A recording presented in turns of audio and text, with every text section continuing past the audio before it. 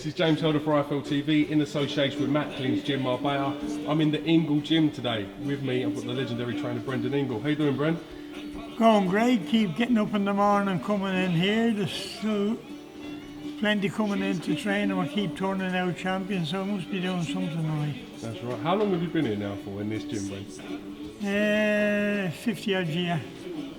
50 odd years. Yeah. Some great memories in that time, and you've produced some great fighters. We have, and as I say, Johnny Nelson keeps coming in and training, and there's word he might be having to come back. But he's in great shape because he's never stopped training. And well, there's kids coming through now. Kid Galahad, he's going well. Kell Brook's going well. But I sit and watch here, and Dominic and John more or less run everything. They run everything. Yeah. How do you think they're doing? Taking over a huge mantelpiece and leading the gym forward. Well, the point is they've been in here since they were kids, so they know it inside out. We're still getting champions, so they must be doing something right. Mm-hmm. But the atmosphere is always good, and if the atmosphere is good and kids want to train, you don't have to chase them looking for them.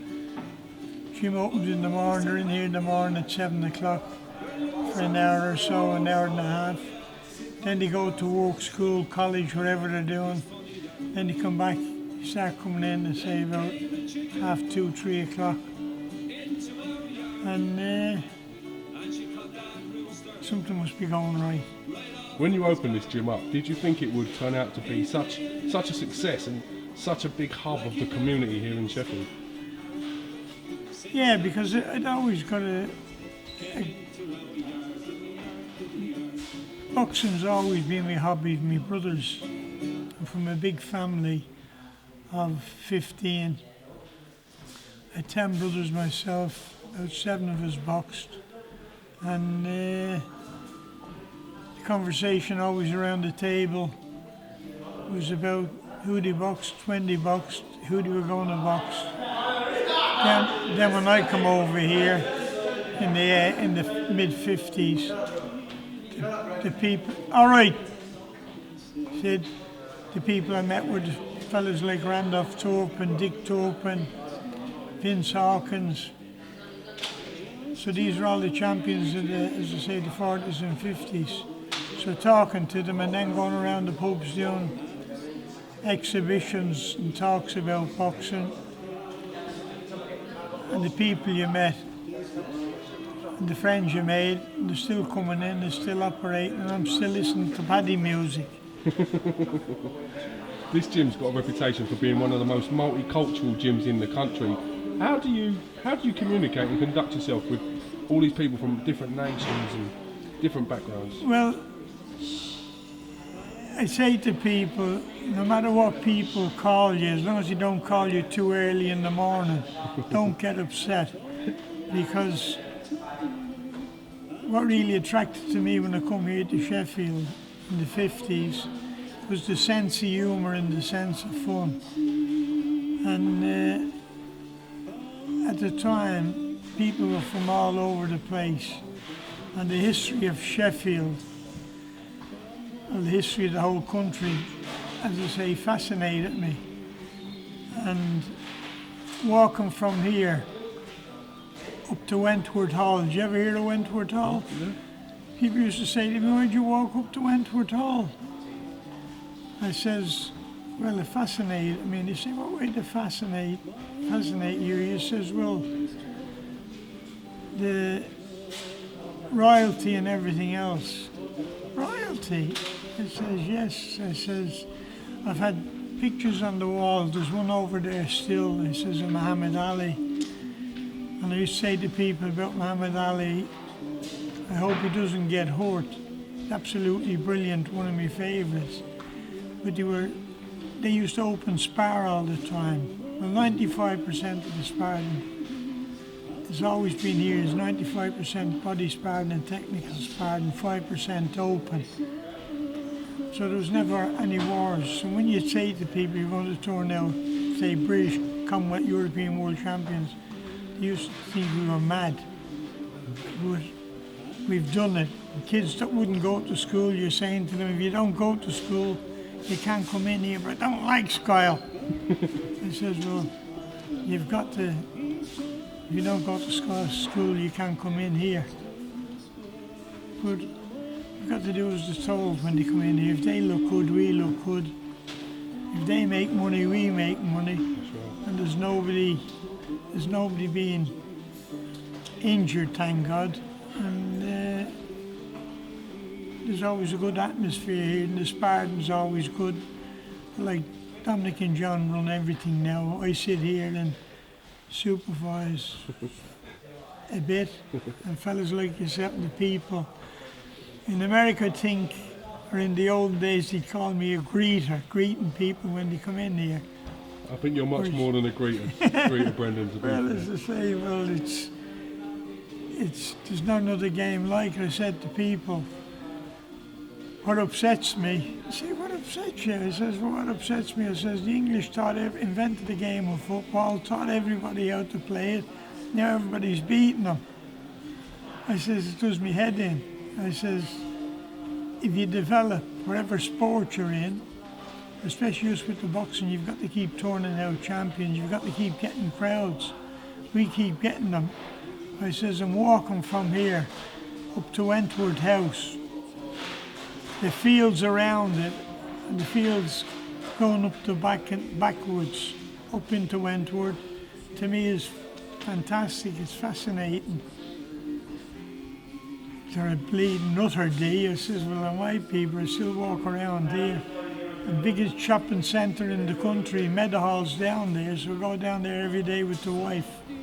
And you always meet someone to talk to. If she's shopping, I sit down, somebody comes up and they start talking boxing. So talking boxing, they're going to buy tickets. If they're going to buy tickets, you're going to keep the game alive. You can never take anyone or anything for granted. And talking about the characters that's being true here, I mean, look at Johnny Nelson. People used to say to me again and repeat it, you know, what you wasting your time on him for, he's going to do nothing. I says in time he'll become British Combat European World Champion. When he finishes that, where do you have him singing? I says, well, if you can sing, you can entertain people. And at one time I say, when I come over here, in the steelworks, everybody sang. Wherever the local songs were, I said they would learn them. And you look forward to going to work. If you're looking forward to going to work, it's a form of enjoyment. It's a form of enjoyment. I says you can't beat that. So I says, if the English were clever enough to control a third of the world for 800 years, I says, not a bad team to learn off, and I've learned off them, so I keep going back to what's happened, and I say keep walking around the place. With the landscape around here, from the wood bottom to the woods at the top, and who would have thought the likes of Richard Cabourn and Blunkett, the MPs, all these characters have all come through here and helped us, and it's kept kids out of prison and kept kids out of causing trouble. I want to cast your mind back to the first time you laid eyes on Johnny Nelson, the first time you met Johnny Nelson. Can you recapture that moment for me? Well, people used to say to me when they'd watch him, they would say to me, what are you wasting your time on him for? I says, who? He says, Johnny Nelson, he's useless. I says, yeah, but he's in here every day. In time he's going to become British, Commonwealth, European World Champion. He's going to make a fortune. I says, he's got his own house now, but he tells me he's going to buy a farm. He hasn't only bought the farm, he's bought one farm, and he's bought the farm next door.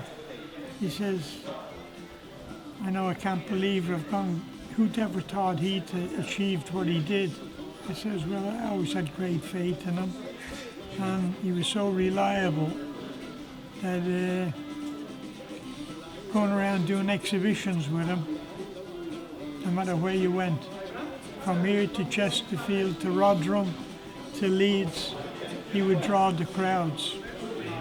And when he'd put his hands behind his back, and they'd say, if you don't like blacks, I say, you what? I says, well, if you don't like black people, I says, you can beat the bastards up. I says, in here, I says, nothing will happen to you. You're mad. How did they say it? You're mad, dear. I says, well, I might be. And now they see him on television, they come in here and they say, I can't believe what he's achieved. It gives you a great sense of communication, and it gives you a great sense of achievement. What was Naz like as a boy? Well, he become world champion, but he become his own worst enemy. If it's no good coming into religion now, as you see, there's a load of Muslims in here. I just don't care what they are, whether they're Christians or Muslim, but it's no good being a good Muslim on a Friday and being a bastard the rest of the week. It's no good being a good Christian on a Sunday and being a horrible bastard for the rest of the week. You've got to be a decent person all the time and help whoever you can. It costs nothing. So if you look, I'm talking to you, we're doing an interview. Dominic's in, they're all up and down there moving, they're talking over there, getting ready. They're still packed out every day in the morning. They come and train at 7 o'clock, so they've got to get up about 6 to get here, and they train before they go to work if they've got a job. If you haven't got a job, they still come in here and train before they go to school or college, and they keep out of bother. It gives you a great sense of satisfaction and achievement. How do you think the likes of Kid Galahad, Kell, Brook compare to the past generations of world champions you've produced? The likes of Naz, the likes of Johnny Nelson, the likes of Junior Witter. Yeah, well, if you're turning out British, Commonwealth, European and world champions, you must be doing something wrong. But as I say, the sense of you, the sense of fun in Yorkshire, all over England, I find it amazing. And I keep saying, when people say, who would you say the cleverest race of people in the world, they say the white English. Ordinary English look at me going out and you say, English as well, it's a small country like this control a third of the world for 800 years. You've got to be clever to do that. So watching them, I says, the only thing that upsets me, they invented the game of football, taught everybody how to play it, now everybody's beating them. I said, I can't understand it. But I says, please God, I says, to get back on form again. But the people here, you won't starve. And I say, when I look at the kids that graduated from university and everything else here, it gives you a great feeling of success. Brendan, I really do appreciate you giving me a bit of time today and having me down in your gym. I know it's now run by John and Dom, and I'm looking forward to seeing what they build on in the future, you know. Well, as I say, Dominic and John are on the ball about everything they do, and must be doing something right, because there's kids here now, I'm talking to you, everybody else is working. So the ethic is a work ethic, no matter what, and kindness and good manners costs what? Costs nothing. Sure. And when you think the fellas in here, you know, from the Arabs to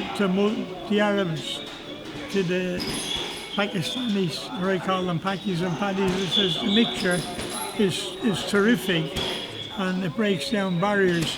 When you look, going back quite a few years ago when the riots were going on down London, we had people coming from all across the country and say, how do you not get trouble here? I says, well, if you're right with people, you can they watch the expression on your face while you're talking to them. So you don't talk about being fair, you've got to be seen to be fair. And fairness is one of the main crux of this place. And it keeps going well, and as I say, we keep turning out champions. Kids come from all over the place. And as I say, when we go into Rotherham and do exhibitions, when we go down to Nottingham, Derby, the likes of Wally Swift, who was one of my heroes. These people, you don't forget them, because not only were they outstanding champions, their sociability was, to me, was, you couldn't buy it. It was great. Mr. Brendan, thank you for your time, sir, and I hope it's not too long till we see you inducted into the Hall of Fame, which I think really does need to happen real soon. That's appreciated. Thank you.